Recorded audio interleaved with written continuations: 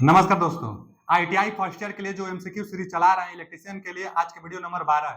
तो आइए इस 12वें वीडियो नंबर का पहला क्वेश्चन आपके सामने है, देखते हैं क्या है पहला क्वेश्चन कि प्रेरकत्व कुंडली का प्रतिरोध क्या होगा। प्रतिरोध प्रेरकत्व कुंडली का क्या होता है? प्रेरकत्व कुंडली मतलब इंडक्टर।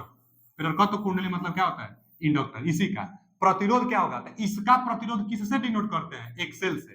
तो यही पूछा है कि एक्सेल का मान क्या होगा।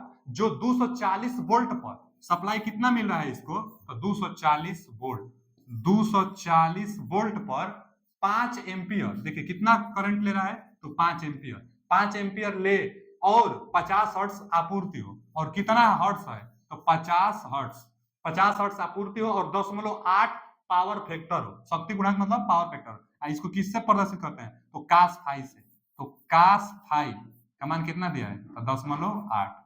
कास फाई का मान 10.8 दिया है और प्रतिरोध को पूछ रहा है। तो देखिए ये प्रतिरोध है, इंडक्टर का प्रतिरोध है। और प्रतिरोध के लिए फॉर्मूला क्या हम लोग बताते हैं, प्रतिरोध बराबर आर बराबर वी बट्टा में आई।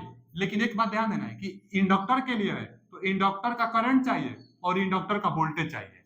तो इंडक्टर का करंट दिया है कि 5 एम्पियर, यही ना करंट आ जाएगा उसमें। तो 5 एम्पियर मिला है लेकिन वोल्टेज नहीं मिला है और हमको इंडक्टर कितना वोल्टेज लिया, वोल्टेज चाहिए। तो वोल्टेज निकालने के लिए वोल्टेज चाहिए हम लोग को, तो वोल्टेज निकालने के लिए क्या करेंगे, वीएल बराबर वी नॉट साइन फाई।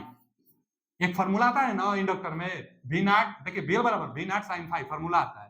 तो अब वी नॉट कैसे निकलेगा, वी नॉट क्या होता है, मैक्सिमम मान।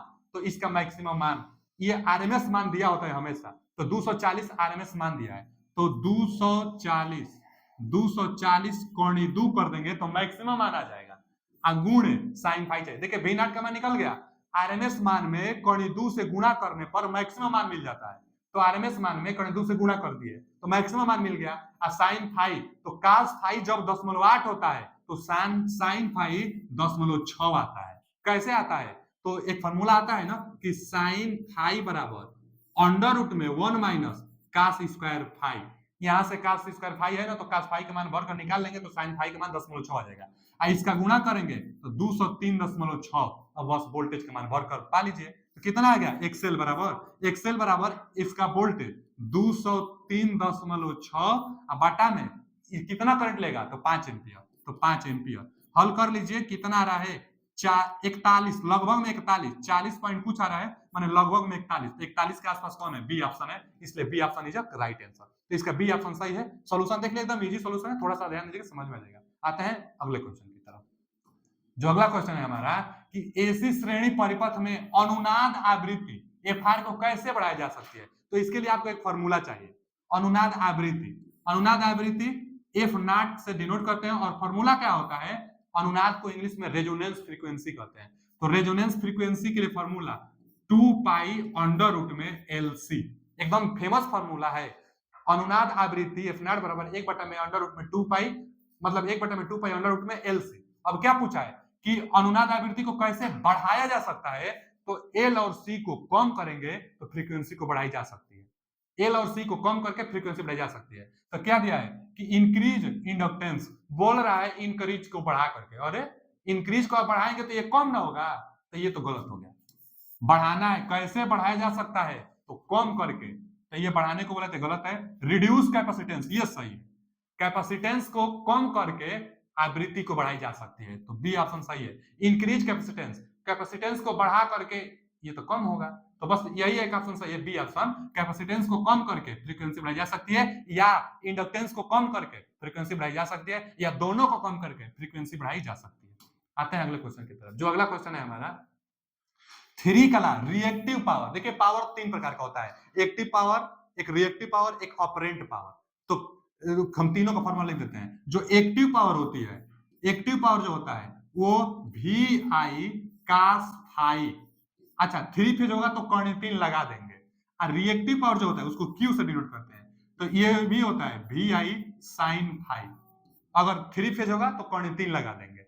और ये एक्टिव पावर, रिएक्टिव पावर। और ऑपरेंट पावर, जिसको हम लोग मान लीजिए ऑपरेंट को ए से डिनोट करते हैं, तो ऑपरेंट पावर क्या होगा, वी और आई होगा, केवल वी आई। तो इसमें क्या पूछा है, रिएक्टिव पावर, तो साइन वाला। कर्ण 3 तो लग सकता है, कर्ण 3 लग सकता है, किस लिए, क्योंकि 3 फेज के लिए। और ये लाइनें होता है, फेज नहीं होता है। जब फेज होगा तो यहाँ 3 हो जाएगा, तो ये फेज है नहीं, लाइन वोल्टेज लाइन करंट है, तो क्वांटिटी 3 चाहिए और साइन वाला चाहिए। C option is correct answer. C option correct answer है। क्यों? क्योंकि रिएक्टिव पावर पूछ रहा है, तो reactive power C option is correct answer.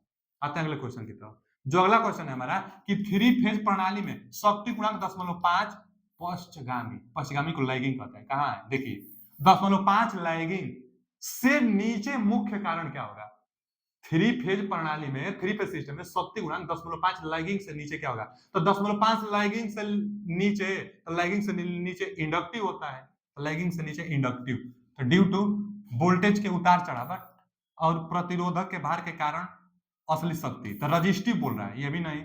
फिर reactive power due to more inductive load, तो इंडक्टिव लोड के कारण reactive power, C option correct है। और फिर रिएक्टिव पावर कैपेसिटिव, तो कैपेसिटिव नहीं होगा, तो कैपेसिटी होगा नहीं, इसलिए C option is correct answer. क्या दिया है? 10.5 लैगिंग दिया है, और जब 10.5 लैगिंग दिया है तो लैगिंग से नीचे, लैगिंग रिएक्टिव दिखाता है ना, इसलिए इंडक्टिव वाला, रिएक्टिव और इंडक्टिव लोड लैगिंग करता है, और कैपेसिटिव लोड क्या करता है? तो कैपेसिटिव लोड लीडिंग करता है, तो लीडिंग नहीं, लैगिंग की बात है तो inductive load. C option is correct answer. C option होगा, क्योंकि इंडक्टिव था, इंडक्टिव लीडिंग होता है। आगे स्टार संयोजन सिस्टम में 3 कला संतुलित भार में उदासीन मतलब न्यूट्रल चालक में धारा क्या होगी? एक बात बता देते हैं, अगर संतुलित स्टार कनेक्शन है, स्टार कनेक्शन है, ये इसको हम लोग क्या कहते हैं? Star connection. स्टार कनेक्शन है, तो स्टार कनेक्शन में पहले नंबर तो आपको न्यूट्रल पॉइंट मिलेगा, स्टार कनेक्शन में ही आपको न्यूट्रल पॉइंट मिलेगा। ये कौन सा पॉइंट है? Neutral point. स्टार कनेक्शन में न्यूट्रल पॉइंट मिलता है, तो स्टार कनेक्शन में न्यूट्रल पॉइंट अगर संतुलित है तो इसमें धारा का मान 0, अगर असंतुलित है तो इसमें धारा का मान रहेगा, लेकिन इन सबसे कम रहेगा। तो क्या सवाल है कि असंतुलित, असंतुलित तब तो इसमें धारा का मान होगा, और धारा का मान होगा तो फेज से कम होगा। पढ़ लेते हैं कि न्यूट्रल में पूछा है ना, उदासीन चालक में धारा क्या होगा? तो कोई धारा नहीं बहेगी, तो गलत है। अनबैलेंस है, अनबैलेंस है तो धारा जरूर होगा, ये गलत है। अब क्या कह रहा है? कलाओं में धारा के बीजगणितीय योग के बराबर होगा, ये भी गलत है। फिर बोल रहा है कि केवल 2 कलाओं में बीजगणितीय योग के बराबर होगा, ये भी गलत है। कलाओं में से सबसे कम धारा तुलना में, मतलब कलाओं में क्या दिया है कि कलाओं में से किसी में सबसे कम धारा की तुलना से कम, डी ऑप्शन सही है। मतलब इन तीनों की तुलना में भी इसमें कम करंट फ्लो होता है, अगर अनबैलेंस है तब। अब बैलेंस होता तो इसमें धारा ही नहीं फ्लो होता, तो अनबैलेंस है तो धारा फ्लो होगा, लेकिन तीनों से कम होगा, तो lesser than the lowest current anyone. आते हैं अगले क्वेश्चन में। जो अगला क्वेश्चन है कि 3 phase 415 volt 50 hertz star system में केवीए में आभासी शक्ति की गणना कीजिए। आभासी मतलब ऑपरेंट पावर, ऑपरेंट पावर के लिए हम अभी फॉर्मूला बताए थे कि 3 फेज है ना, देखिए 3 फेज है तो करंट 3 और क्या VL लाइन वोल्टेज और लाइन करंट, तो मान भर दीजिए। करंट 3, लाइन वोल्टेज कितना दिया? जो वोल्टेज दिया होता है लाइन वोल्टेज, तो 415 वोल्ट दिया है, 415 वोल्ट। और क्या दिया है? लाइन करंट कितना दिया है? 16 एम्पियर दिया, देखिए ना लाइन करंट 16 एम्पियर, तो 16 भर दीजिए और इसको हल करेंगे तो इसका मान आएगा 11.5। B option is correct answer. तो 11.5 आएगा, कितना? 11.5। अब मात्रक होता है केवीए। केवीए कैसे? तो देखिए ये आएगा वास्तव में तो 11,500 वोल्ट एम्पियर। वोल्ट एम्पियर कहां से? इसका मात्रक है ना, वोल्ट का मात्रक मतलब ये वोल्टेज है तो इसका मात्रक वोल्ट, ये करंट है तो इसका मात्रक एम्पियर, तो वोल्ट एम्पियर। ऑपरेंट पावर का मात्रक वोल्ट एम्पियर होता है, लेकिन किलो में करने के लिए केवीए बना दिया गया है, तो ये 11.5 KVA. B option is right answer. आते हैं अगले क्वेश्चन की तरफ। ऑपरेंट पावर था इसलिए। अगले क्वेश्चन की तरफ आते हैं। 3 कला बिजली मापन में 2 वाट मीटर W1 W2 की रीडिंग क्या होगी यदि पावर फैक्टर 0 है? हम 2 क्वेश्चन बताएंगे, पक्का एक आने वाला है। क्या है? अगर पावर फैक्टर अगर पावर फैक्टर 0 है, एक और बताएंगे अगर पावर फैक्टर 1 है। दोनों बताने हम ध्यान से देखिए, पावर फैक्टर 0 है, पावर फैक्टर 1 है। जब पावर फैक्टर 1 होगा तो दोनों वाट मीटर की रीडिंग बराबर होगी, दोनों वाट मीटर की रीडिंग क्या होगी? आपस में बराबर होगी। अगर पावर फैक्टर 0 है तो दोनों वाट मीटर की रीडिंग बराबर तो होगी, लेकिन ऑपोजिट डायरेक्शन में, माने एक दूसरे के विपरीत दिशा में सुई जाएगा। जैसे जो वाट मीटर का सुई है, इधर अगर 32 वाट मापता है तो दूसरा वाट मीटर इधर 32 वाट मेजर करेगा सुइया, मतलब दोनों बराबर है होगा। लेकिन अपोजिट माइनस में होगा। एकदम ध्यान दीजिएगा। तो क्या पूछा है पहले इसको देख लीजिए। यदि पावर फैक्टर शून्य है, पावर फैक्टर शून्य है तो दोनों बराबर लेकिन अपोजिट डायरेक्शन में। तो देख लेते हैं W1 W2 दोनों धनात्मक पाठ्यांक। गलत, एक ऋणात्मक ना दिया है जी, एक ऋणात्मक दिया है। क्या दिया है कि W1 धनात्मक और W2 ऋणात्मक, तो ये हो सकता है। अभी और देख लेते हैं। W1 is equal to W2 but opposite sign, तो ये सही है। मैंने क्या दिया है, सी ऑप्शन ये दिया है कि W1 W2 के बराबर है, W1 W2 के बराबर है लेकिन विपरीत संकेतक के साथ है, तो इसलिए ये ऑप्शन सही है। पावर फैक्टर 0 तो ये, अब पावर फैक्टर यूनिटी होता, एक होता तो दोनों बराबर होता, दोनों बराबर लेकिन अपोजिट है, तो इसलिए सी ऑप्शन करेक्ट आंसर। अगर पावर फैक्टर 0 है तब। अगले क्वेश्चन की तरफ। जो अगला क्वेश्चन है हमारा कि 240 वोल्ट आर कि 2 आरएमएस है, यह आरएमएस के लिए वोल्टेज का अधिकतम मूल्य क्या होगा। अरे हम अभी बताए थे, अधिकतम मान ज्ञात करने के लिए आरएमएस मान में कणिदू से गुणा किया जाता है। तो यही पूछ रहा है हमारा कि 240 वोल्ट आरएमएस के लिए वोल्टेज का अधिकतम मान, मैक्सिमम मान, वोल्टेज का मैक्सिमम मान, तो 240 गुणे कणिदू। मैक्सिमम मान प्राप्त करने के लिए आरएमएस मान में कणिदू से गुणा कर देते हैं। तो कणिदू से गुणा करेंगे तो 339.5 के आसपास आ रहा है, यानी C option is a correct answer. C option correct answer. तो नौवा का C option correct answer. Max RMS मान में कणिदू से गुणा कर दीजिए, आ जाएगा आपका मैक्सिमम मान। अगला क्वेश्चन, एसी सर्किट में रिएक्टिव पावर का सूत्र क्या है भैया। रिएक्टिव पावर साइन वाला, ऑपरेंट पावर ये, एक्टिव पावर ये, तो रिएक्टिव पावर पूछा है ना, तो साइन वाला V I sine five. D option is a correct answer. D option correct, reactive power. अगला क्वेश्चन है कि देखिए क्या दिया है, कैलकुलेट द इंपेडेंस। इंपेडेंस मतलब जेड बोला जाता है। इंपेडेंस का फॉर्मूला क्या होता है, अंडर रूट में आर स्क्वायर प्लस एक्सएल और एक्स सी का अंतर का वर्ग, यही इंपेडेंस का फॉर्मूला है। पूछा क्या है, अगर दिखाई नहीं दे रहा है तो हम इधर लिख दे रहे हैं। देखिए जेड बराबर क्या होगा, अंडर रूट में R square plus XL minus XC का होल वर्ग। यही है इंपेडेंस निकालने के लिए फॉर्मूला। इंपेडेंस के लिए पहले पढ़ लेते हैं क्वेश्चन को। Calculate the impedance circuit. R बराबर, आर दिया है 5 ओम और ये दिया है 36, एक्सएल दिया है 36 ओम और एक्सी दिया है 24 ओम। बस यही सवाल है ना इंपेडेंस। तो 36 और 24 का अंतर, 36 और 24 का अंतर निकाल लेंगे हम लोग। तो 36 और 24 का अंतर निकालेंगे, कितना रहा, 36 और 24, 2 और 1 12। तो यहाँ 12 का वर्ग 144 और 5, तो 5 का वर्ग 25, 144 25 169 निकल जाएगा तो 13, यानी इसका C option is correct answer. C option यानी 13 ओम, 13 ओम इसका सही जवाब है। इंपेडेंस के लिए बस फॉर्मूला जानते रहेंगे, सवाल इजी। आगे, एकल फेज एसी परिपथ में कालांतर कितना आता है। ओहो, हम स्टार्टिंग में, इसी वीडियो के स्टार्टिंग में बताए थे हम ना कि 3 फेज के लिए फेज डिस्प्लेसमेंट 120 डिग्री होता है और सिंगल फेज के लिए फेज डिस्प्लेसमेंट 90 अंश का होता है, तो इसलिए सिंगल फेज है, तो सिंगल फेज के लिए 90 डिग्री, यानी ए ऑप्शन। 3 फेज रहता तब 120 और सिंगल फेज है तो 90 डिग्री 90 अंश। आगे, स्टार संयोजित सिस्टम में लाइन वोल्टेज यानी वीएल तथा फेज वोल्टेज वीपी में संबंध बताइए। भैया स्टार में धारा सब में बराबर होगी लेकिन वोल्टेज क्या होगा, तो जो लाइन वोल्टेज होगा वो करीब 3 गुना होगा फेज वोल्टेज का। कौन सा ऑप्शन है, फेज वोल्टेज लाइन वोल्टेज, यानी ए ऑप्शन करेक्ट आंसर है। और डेल्टा में वोल्टेज बराबर होता है, वहां पर करंट अलग, ये वाला हो जाएगा। जबकि स्टार में करंट बराबर होता है, वोल्टेज जो लाइन वोल्टेज होगा करीब 3 गुना होगा फेज वोल्टेज का।